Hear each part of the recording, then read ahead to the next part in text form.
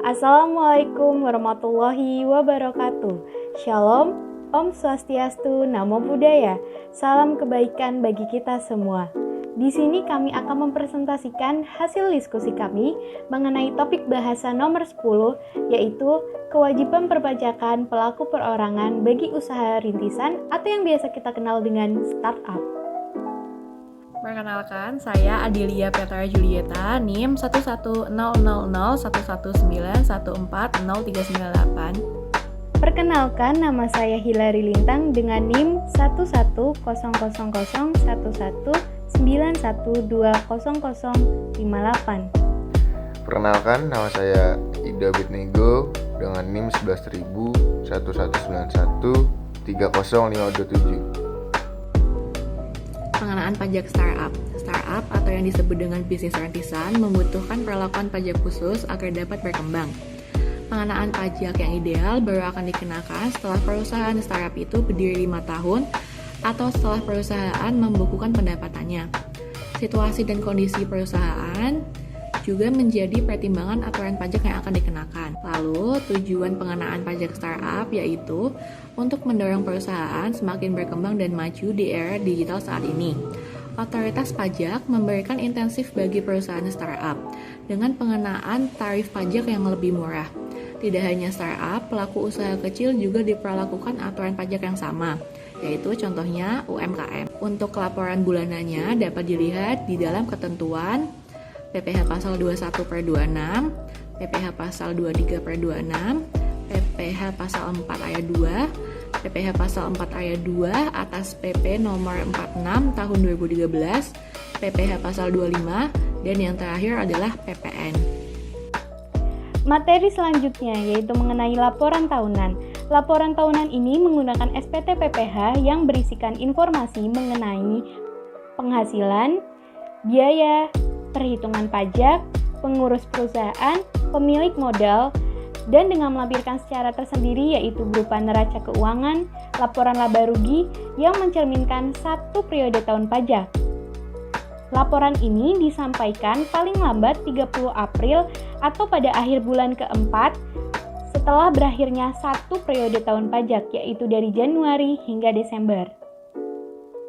Ada beberapa variasi perhitungan PPh atas penghasilan yang dilaporkan pada SPT tahunan, yaitu yang pertama, untuk beberapa bidang usaha yang spesifik seperti jasa konstruksi, persewaan tanah dan atau bangunan, pengalian tanah dan atau bangunan, dan penyalur agen produk BBM akan menggunakan dasar perhitungan dari jumlah kotor atau bruto yang akan langsung dikalikan dengan tarif pajak.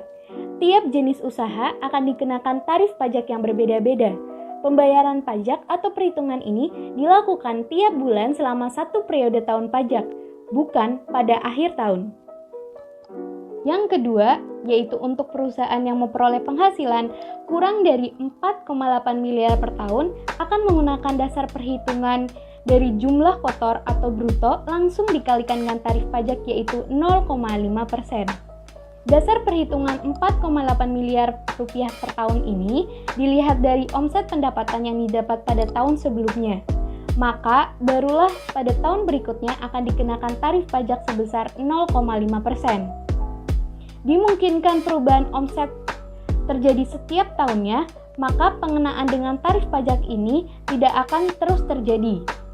Untuk perusahaan yang memperoleh penghasilan lebih dari 4,8 miliar per tahun, akan digunakan dasar perhitungan yaitu dari jumlah keuntungan bersih langsung dikalikan dengan tarif pajak sebesar 12,5% hingga 25%. Materi selanjutnya yaitu mengenai prinsip umum yang kita lakukan untuk memenuhi kewajiban perpajakan khususnya PPh itu ada 4 hal. Daftar, hitung, setor, lapor. Yang pertama adalah daftar. Menurut Peraturan Menteri Keuangan Republik Indonesia Nomor 147 Tahun 2017, kewajiban terkait pajak perusahaan startup pertama harus mendaftarkan diri untuk memperoleh NPWP, yaitu nomor pokok wajib pajak. Yang kedua adalah hitung. Menurut Pasal 4 Peraturan Menteri Keuangan Nomor 197 Tahun 2013 terkait pajak perusahaan startup yang kedua ini dapat dikukuhkan menjadi pengusaha kena pajak apabila memiliki buku jumlah peredaran bruto dan penerimaan bruto melebihi 4,8 miliar.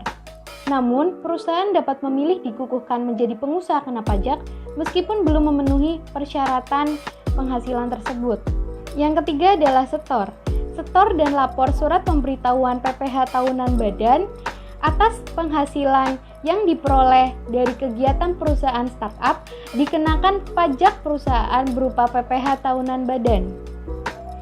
Yang keempat adalah lapor. Kewajiban terkait pajak perusahaan yang keempat ini adalah pembayaran dan pelaporan surat pemberitahuan tahunan PPh badan. Dilakukan pembayaran sebelum SPT itu disampaikan. Sedangkan SPT disampaikan paling lama 4 bulan setelah berakhirnya tahun pajak.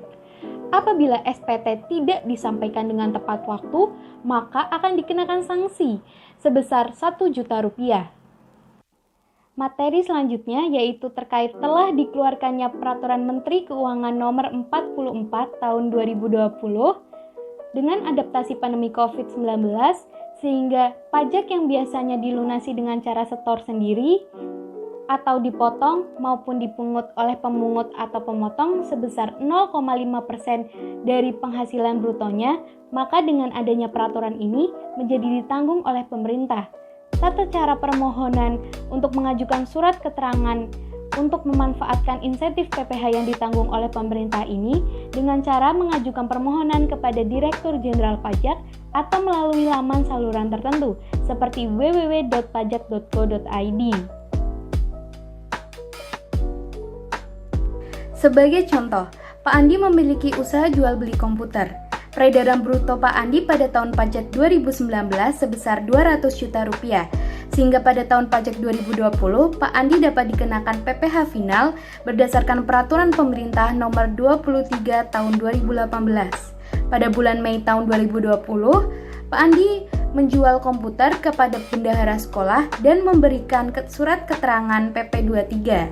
Ternyata pemungut telah melakukan konfirmasi dan diketahui bahwa surat keterangan tersebut telah terkonfirmasi, sehingga bendahara sekolah tidak dapat melakukan pemungutan PPh final dan memberikan PPh final sebesar 0,5% secara tunai kepada Pak Andi. Bendahara sekolah memberikan SSP yang telah dicap atau berisi tulisan PPh final ditanggung pemerintah berdasarkan Peraturan Menteri Keuangan Nomor 44 Tahun 2020.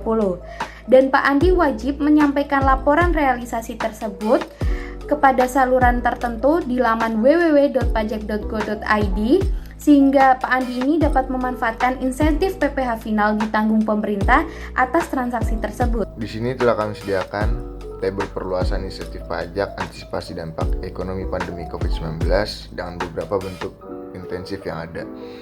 Yang pertama, ada PPh pasal 21 ditanggung pemerintah atau DTP. Yang kedua, PPh final UMKM ditanggung pemerintah. Yang ketiga, pembebasan PPh pasal 22 impor. Yang keempat, pengurangan angsuran PPh pasal 25 sebesar 30%.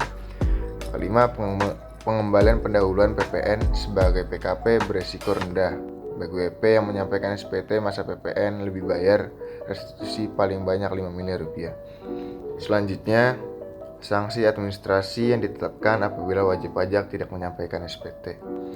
Berdasarkan diktum keempat Keputusan Menteri Keuangan Nomor 540 KMK.010/2020 tentang tarif bunga sebagai dasar perhitungan sanksi administrasi berupa bunga dan pemberian imbalan bunga, kewenangan penetapan tarif bunga per bulan sebagai dasar perhitungan sanksi administrasi berupa bunga dan pemberian imbalan bunga untuk periode selanjutnya dilimpahkan dalam bentuk mandat kepada Kepala Badan Kebijakan Fiskal untuk atas nama Menteri Keuangan.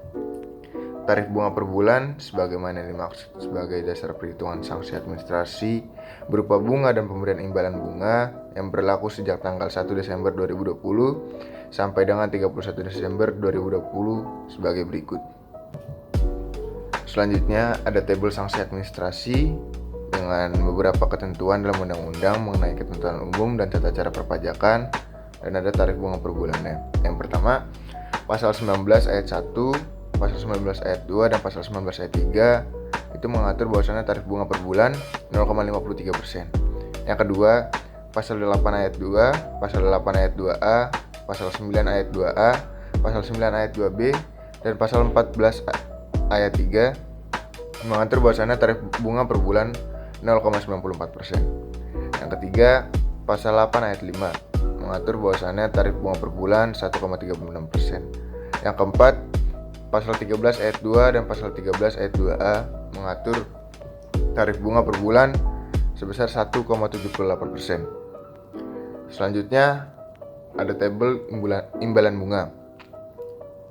Dengan ketentuan pasal 11 ayat 3, pasal 17B ayat 3, pasal 17B ayat 4, dan pasal 27B ayat 4 mengatur tarif bunga per bulan 0,53%. Demikianlah presentasi yang telah kami sampaikan tentang kewajiban perpajakan, perilaku perorangan, usaha rintisan startup.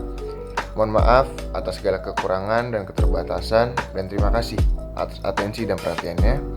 Semoga presentasi yang kami sampaikan hari ini dapat memberikan pelajaran baru, bahkan insight-insight baru kepada teman-teman semua. Akhir kata, kami pamit undur diri. Wassalamualaikum warahmatullahi wabarakatuh. Shalom, Om Santi Santi Om.